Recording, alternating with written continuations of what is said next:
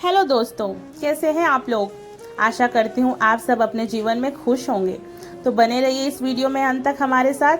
आज की कथा है जब कान्हा बने अपने भक्त के देवर। एक लड़की थी जो कृष्ण जी की अनन्य भक्त थी। बचपन से ही कृष्ण भगवान का भजन करती थी, भक्ति करती थी। भक्ति करते करते बड़ी हो गई। भगवान की कृपा से उसका विवाह भी श्री धाम वृंदावन में किसी अच्छे घर में हो गया। विवाह होकर पहली बार वृंदावन गई, पर नई दुल्हन होने से कहीं जा न सकी और मायके चली गई। और वह दिन भी आया जब उसका पति उसे लेने उसके मायके आया। अपने पति के साथ फिर वृंदावन पहुंच गई। पहुंचते पहुंचते उसे शाम हो गई। पति वृंदावन में यमुना किनारे रुककर कहने लगा, देखो शाम का समय है, मैं यमुना जी में स्नान करके अभी आता हूँ। तुम इस पेड़ के नीचे बैठ जाओ और सामान को देखरेख करना। मैं थोड़े ही समय में आ जाऊंगा, यही सामने ही हूँ। कुछ लगे तो मुझे आवाज दे देना। इतना कहकर पति चला गया और वह लड़की बैठ गई। अब एक हाथ लखा घूंघट निकाल रखा है, क्योंकि गांव है ससुराल है, और वह वहीं बैठ गई। मन में मन विचार करने लगी कि देखो ठाकुर जी की कितनी कृपा है। उन्हें मैंने बचपन से भजा और उनकी कृपा से मेरा विवाह भी श्री धाम वृंदावन में हो गया। मैं इतने वर्षों से ठाकुर जी को मानती हूँ, परंतु अब तक उनसे कोई रिश्ता नहीं जोड़ा। फिर सोचती हूँ ठाकुर जी की उम्र क्या होगी, लगभग 16 वर्ष के होंगे। मेरे पति 20 वर्ष के हैं, उनसे थोड़े से छोटे हैं, इसलिए मेरे पति के छोटे भाई की तरह हुए और मेरे देवर की तरह। तो आज से ठाकुर जी मेरे देवर हुए। अब तो ठाकुर जी ने नया संबंध जोड़कर बड़ी प्रसन्न हुई और मन ही मन ठाकुर जी से कहने लगी, देखो ठाकुर जी, आज से मैं तुम्हारी भाभी और तुम मेरे देवर हो गए। अब वो समय आएगा जब तुम मुझे भाभी भाभी कहकर पुकारोगे। इतना सोच ही रही थी, तभी एक 10-15 वर्ष का बालक आया और उसे लड़की से बोला, भाभी भाभी।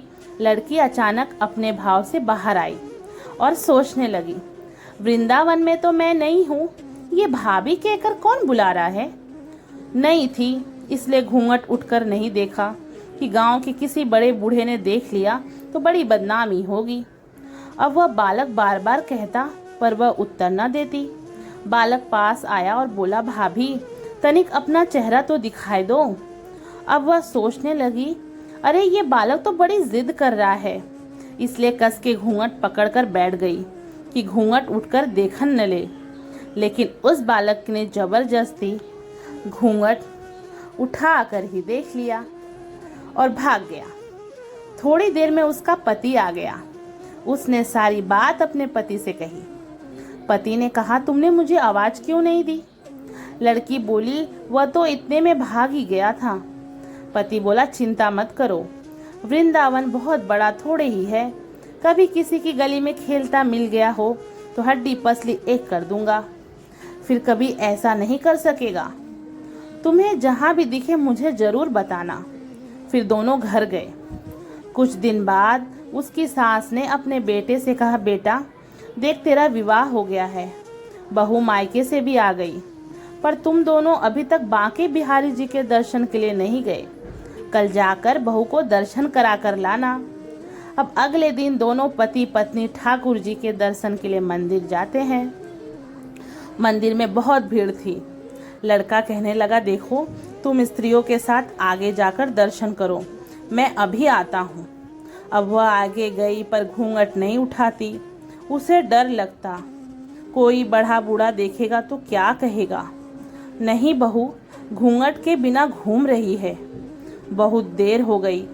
पीछे से पति ने आकर कहा, अरे बाबली, बिहारी जी के सामने हूँ, घूंघट घट घाय ना खोले।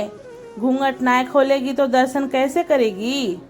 अब उसने अपना घूंघट उठाया और जो बांके बिहारी जी की ओर देखा तो बांके बिहारी जी की जगह वही बालक मुस्कुराता हुआ दिखा। तो एकदम से चिल्लाने लगी, सुनिए जल्दी आओ जल्दी आओ। पति पीछे से भागा भागा आया, बोला क्या हुआ। लड़की बोली, उस दिन जो मुझे भाभी भाभी कहकर भागा था ना, वह बालक मिल गया। पति ने कहा, कहाँ है? अभी उसे देखता हूँ। तो ठाकुर जी की ओर इशारा करके बोली, ये रहा, आपके सामने ही तो है। उसके पति ने जो देखा अवाक रह गया और बोला, तुम धन्य हो।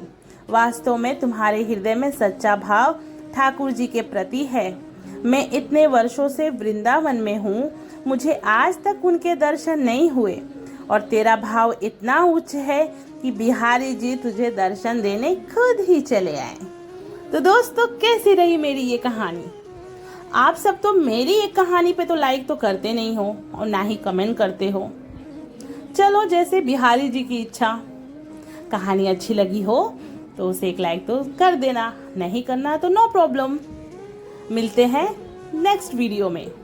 हरे कृष्णा हरे राम, राधे राधे।